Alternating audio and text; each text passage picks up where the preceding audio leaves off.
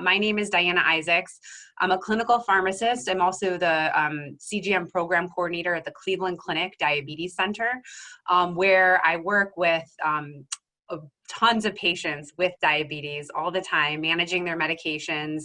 And I also was the 2020 Diabetes Care and Education Specialist of the Year through ADCES. So I've had a great opportunity to be doing some presenting, and I love doing this. And so I'm very excited to talk to you today about a topic called insulin potency and managing glycemia, the role of VIVI CAP. One of the things with insulin is it's a peptide hormone drug, and that means it's very susceptible to changes in stability when exposed to different environmental factors.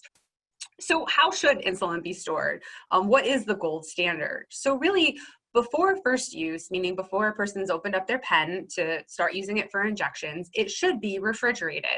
And that's generally going to be 2 to 8 degrees Celsius or 36 to 46 degrees Fahrenheit.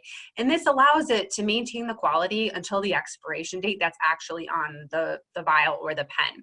The max temperature should not exceed 46 degrees Fahrenheit, and it should never be allowed to freeze, which I see so many patients like throw their insulin into this ice pack, and it's right next to the ice pack, and that can be dangerous because that now is being allowed to freeze. Now, this is different from once it's opened. Once it's used the first time, it's actually optimal to keep it at room temperature and to not refrigerate it at that point.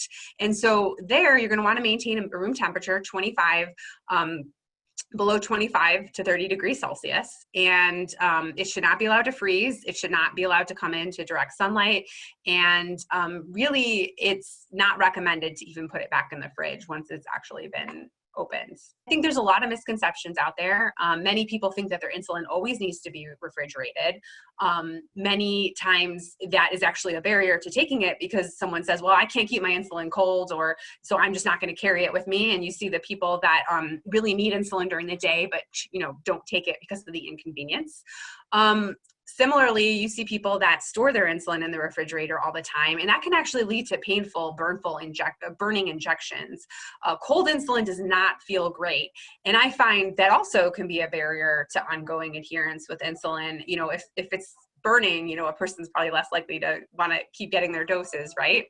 And then, of course, people on very small doses, which it's more common in people with type 1 diabetes or someone newly diagnosed. But often, their insulin is going to last longer than how many units are in there in the expiration date, but that if they keep it longer, it's not going to be as effective. And I think, we saw in the 2 examples from earlier with Adam and Julia that, real life happens. It can be kind of hard to follow these recommendations. The average ambient temperature in many regions is much higher than kind of the typical upper end of the room temperature of 30 degrees Celsius or 86 degrees Fahrenheit. Certainly in the summer here in the United States and Cleveland, it gets very, very hot. Similar in the winter, it gets well below the 2 degrees Celsius or the 36 degrees Fahrenheit. And if you're in a place like me in Cleveland, that can happen in a single month, both extremes, like in May. So we know our environment has a big impact. The other thing is not everyone has air conditioning, or, even if you have air conditioning, there can be power outages and times where it breaks. Interesting thing that's been happening now with COVID is a lot of newly homeless people. And that's, another challenge with this insulin storage.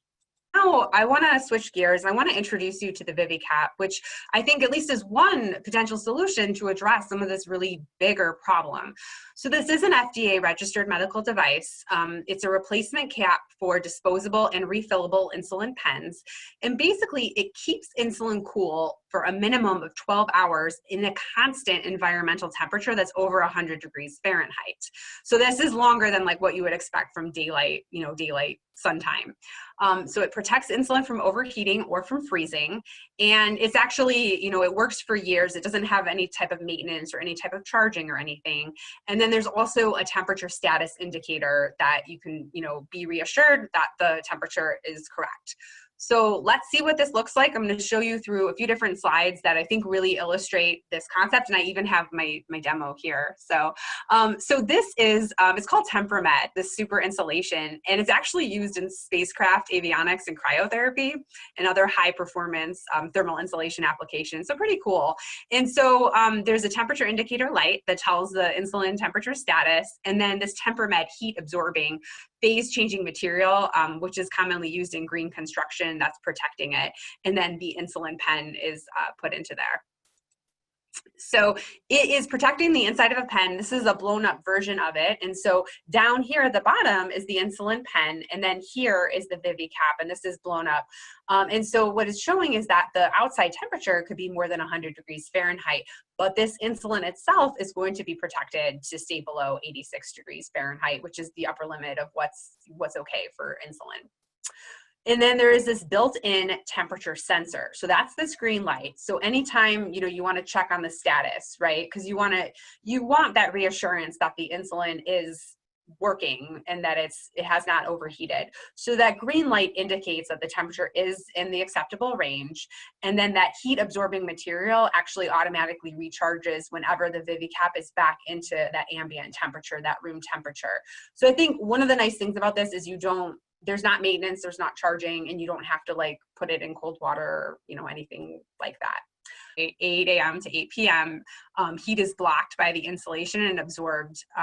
And so like you see in here, the insulin is staying at, you know, the acceptable temperature, even though it's like super hot on the outside.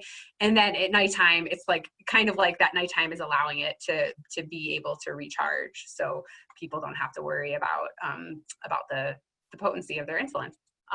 And so with that, I want to leave you with just there is the VIVI cap is available to order now. It's an FDA registered medical device, so it is cleared through the FDA. Patients can actually order it directly without a prescription. It is $90 and there's free shipping. It is reusable and will work for a year. So this isn't the kind of thing like where you're asking someone to invest every month, you know, or even every year. This is something that will work for years, and I think will be a very good option for many people. So I've included a couple links. I'm sure Jonathan will share these with you later too. You can order directly on Amazon. Also, you can order through myvivi.com. And then also what's really nice, you know, we know a lot of people are struggling. And so for those that do struggle, especially with the cost of insulin and different things, there is a program to save 35%. And so you can see that you can register for that by emailing this email here. And